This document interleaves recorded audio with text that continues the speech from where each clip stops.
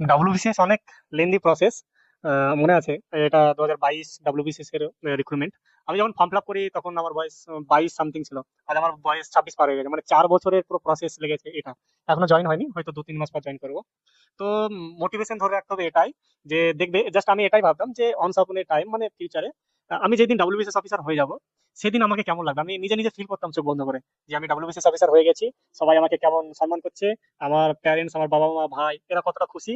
আর আমি তারপরে আমি সমাজের জন্য, মানুষের জন্য, ভালনারেবল সেকশনের জন্য কতটা কি করতে পারবো, জাস্ট এগুলো ইমাজিন করতাম। যে ডাব্লিউবিসিএস তো পেতেই হবে একদিন, সার্ভিস তো অনেক আছে বাট ডাব্লিউবিসিএস ড্রিম, এটা তো পেতেই হবে। আর এটা ছাড়া আর কোনো রাস্তা নেই। বাস এইটুকু মানে হচ্ছে ধৈর্য এরকম করে রাখতে হবে যে একদিন হবে, হার্ড ওয়ার্ক যদি করে থাকো আর যদি নিজের প্রতি বিলিভ থাকে তো একদিন সফলতা আসবে। জাস্ট এখানে পেশেন্সটা বিরাট বড় ইম্পর্টেন্ট ফ্যাক্টর ডাব্লিউবিসিএস এ। পেশেন্সটা আমাদেরকে ধরে রাখতে হবে, যেদিন আমরা সাকসেস পাবো সেদিন আমাদের ওয়ার্ল্ড চেঞ্জ হয়ে যাবে।